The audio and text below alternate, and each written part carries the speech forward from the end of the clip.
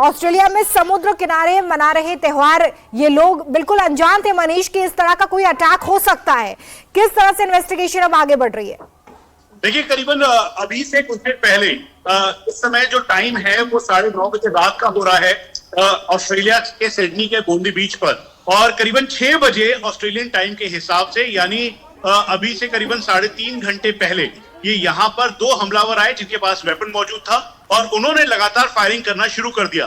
दरअसल ये पूरा एरिया बूंदी बीच का है और यहाँ पर आज के दिन 2000 से 3000 की संख्या में जो वहां पे, चाहे वो ज्यूइश हो या फिर वहां के लोग हो, वो आते हैं और वहां पर वीकेंड के तौर पर मनाने का एक रीत है। और इसी के तहत जब ये ज्यूइश फेस्टिवल चल रहा था वहां पर तो यहाँ पर आके लगातार फायरिंग की। और दरअसल फायरिंग करते वक्त, क्योंकि इसके साथ में ही एडजॉइनिंग एरिया में पार्किंग लॉट था जहां पे पार्किंग की गाड़ियां खड़ी थी और उसके साथ वो आने वाला पूरा एरिया था, तो यहां पर वो फायर करने लगे। 10 के लगभग कैजुअलिटीज अभी बताई गई हैं और हमें जो ऑस्ट्रेलियन सीनियर ऑफिशियल्स हैं उन्होंने कहा है कि हम इसे और वेरीफाई कर रहे हैं। नावीद जो एक इसमें हमलावर था उसे पकड़ा गया है, एक को मार गिराया गया है। उसके अलावा पूरी कॉन्स्पिरेसी को जांचा परखा जा रहा है। लेकिन जो आप ये तस्वीर देखेंगे, क्योंकि इजराइल लगातार इस बात को सतर्कता के साथ आगे रख रहा था कि ज्यूइश नेशनल जहां जहां हैं उन सभी को, जो ज्यूइश हैं उन सबकी सुरक्षा बहुत ही इंपॉर्टेंट है। और इसलिए तस्वीरों में भी आप देखेंगे तो जो वेपन लेकर नावेद है वो दिखाई दे रहा है। उसके तुरंत बाद ही वहां पर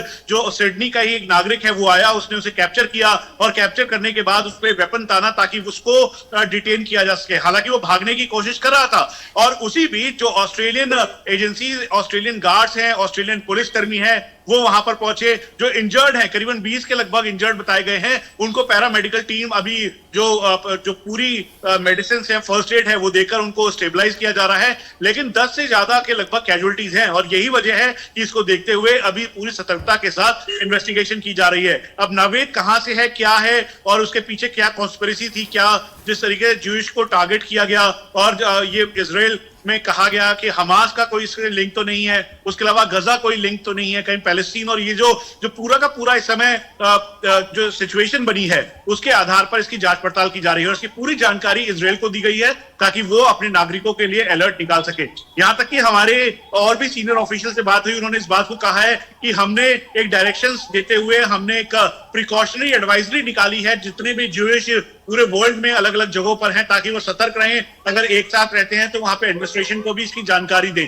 तो ये एक बड़ी गंभीर और बड़ी खबर है जिसको लेकर इस समय ऑस्ट्रेलिया में भी, क्योंकि ज्यूइश नेशनल का काफी दबदबा है वहां पर, तो इसीलिए जो ऑस्ट्रेलियन अथॉरिटी है वो भी सूझबूझ के साथ एक एक ध्यान रखकर कदम आगे बढ़ा रही है। नावेद से इंटरोगेट किया जा रहा है, पूरी पूछताछ की जा रही है कि 3 घंटे पहले ये पूरा का पूरा ये घटना घटी थी। अभी 9:30 बज चुका है और इंडियन टाइम के हिसाब से 4 बजे हैं, यानी 3 घंटे पहले करीबन 12 साढ़े 12 बजे के लगभग ये हुआ है और ऑस्ट्रेलियन टाइम 6 बजे का था जब ये पूरी घटना घटी है। बीच पूरा लोगों से भरा हुआ था, करीबन 2000 से 3000 लोग ऑस्ट्रेलिया, सिडनी और मल्टीपल कंट्रीज के जो लोग हैं वो यहाँ पर पहुंचे थे। और ज्यूइश नेशनल एक अलग एरिया में, जो कि आप तस्वीरों में भी देख रहे हैं, दरअसल उस जगह पर वो एक अपना फेस्टिवल जो है उसको सेलिब्रेट कर रहे थे और उसके बाद ये लगातार फायरिंग हुई। तो ये एक गंभीर विषय भी है और इसको लेते हुए, देखते हुए अब पूरे मामले की जांच की जा रही है।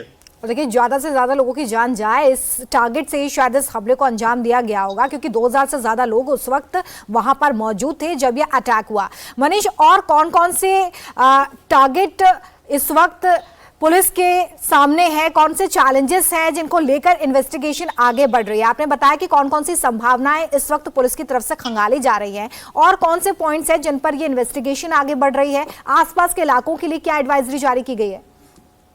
देखिए, एक बात बहुत ही क्लियर है, क्योंकि क्लैरिटी के साथ जो ये अटैक हुआ है ये ज्यूइश नेशनल को टारगेट करके अटैक किया गया है और ये टारगेट किलिंग है एक तरीके से। इसका मतलब बिल्कुल तय है कि उनको पता था कि यहाँ पे फेस्टिवल हो रहा है, इसमें प्रॉपर रैकी की गई है। रैकी करने के बाद ये पूरा सिंडिकेट है, यानी सिंपथाइजर्स उनके मौजूद थे जिन्होंने उनको वेपन मुहैया करवाया और वेपन मुहैया करवाने के बाद, क्योंकि आड़ लेकर जो आप देख रहे हैं तस्वीरों में भी दिखाई दे रहा है, वो जो काली टी शर्ट में जो व्यक्ति है, दरअसल उसको जो वहां का सिविल व्यक्ति है सिडनी का ही, उसने कैप्चर किया, पीछे से पकड़ा और फिर उसका वेपन छीनकर उसको न्यूट्रलाइज करने की कोशिश की। तो ये जब ये पूरी घटना घट रही थी उसी दौरान वो दूसरी तरफ से फायरिंग हो रही थी। तो ये बिल्कुल तय था कि ये 2 लोग हैं, लेकिन 2 लोग के साथ और कितने लोग इसमें शामिल हैं इस पूरी कॉन्स्पिरेसी में, इसकी जांच पड़ताल की जा रही है, छानबीन की जा रही है। क्योंकि इस समय इजराइल को लेकर, ज्यूइश नेशन को लेकर पूरे वर्ल्ड में अलग अलग जगह, चाहे भारत ही क्यों ना हो, सब जगह इस समय अलर्ट एडवाइजरी इजराइल ने इशू कर रखी है। तो इसीलिए ये हमास का रिलेशन है इसमें, या फिर किसी ने इनको हायर किया था टारगेट किलिंग के लिए, क्योंकि इसको पता था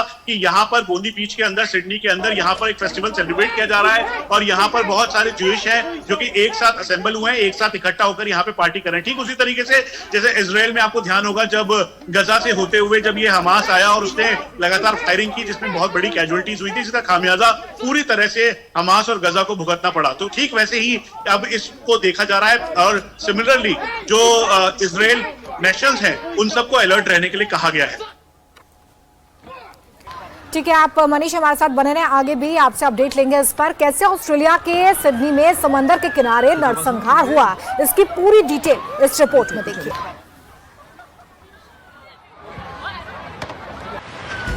सिडनी के बॉन्डी बीच पर अफरा तफरी मची है।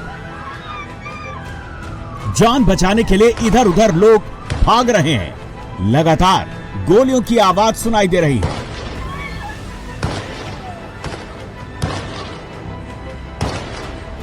जिसको जिधर छिपने की जगह मिल रही है वो उधर ही भागने में लगा हुआ है।